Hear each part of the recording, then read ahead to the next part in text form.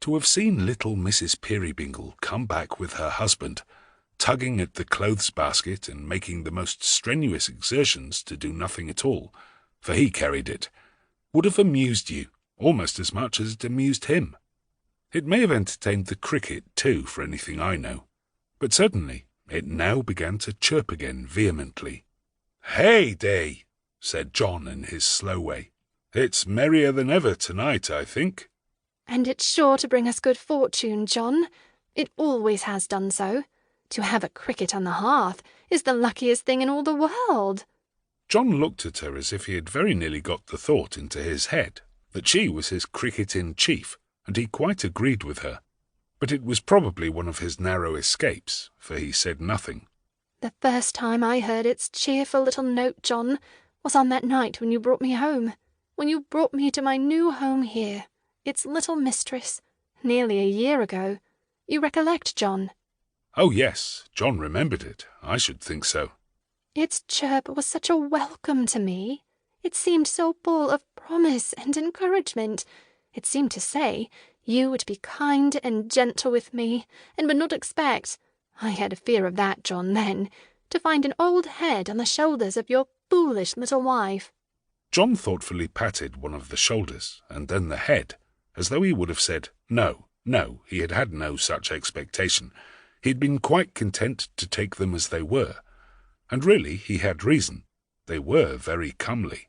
"It spoke the truth, John, when it seemed to say so, for you have ever been, I am sure, the best, the most considerate, the most affectionate of husbands to me.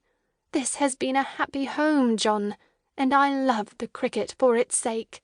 "Why, so do I then," said the carrier. "So do I, Dot." "I love it for the many times I have heard it, and the many thoughts its harmless music has given me.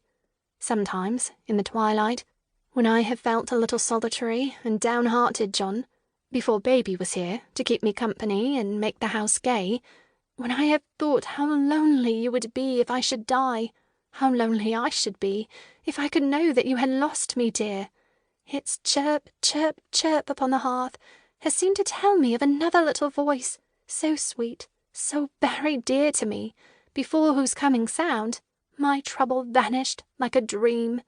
And when I used to fear, I did fear once, John, I was very young, you know, that ours might prove to be an ill-assorted marriage, I being a child, and you more like my guardian than my husband, and that you might not, however hard you tried, be able to learn to love me, as you hoped and prayed you might. Its chirp, chirp, chirp has cheered me up again, and filled me with new trust and confidence. I was thinking of these things tonight, dear, when I sat expecting you, and I loved the cricket for their sake." "And so do I," repeated John. "But, Dot, I hope and pray that I might learn to love you. How you talk! I had learnt that long before I brought you here to be the cricket's little mistress, Dot." She laid her hand an instant on his arm, and looked up at him with an agitated face, as if she would have told him something. Next moment she was down upon her knees before the basket, speaking in a sprightly voice and busy with the parcels. "There are not many of them tonight, John, but I saw some goods behind the cart just now, and though they give me more trouble, perhaps, still they pay as well. So we have no reason to grumble, have we? Besides, you have been delivering, I dare say, as you came along."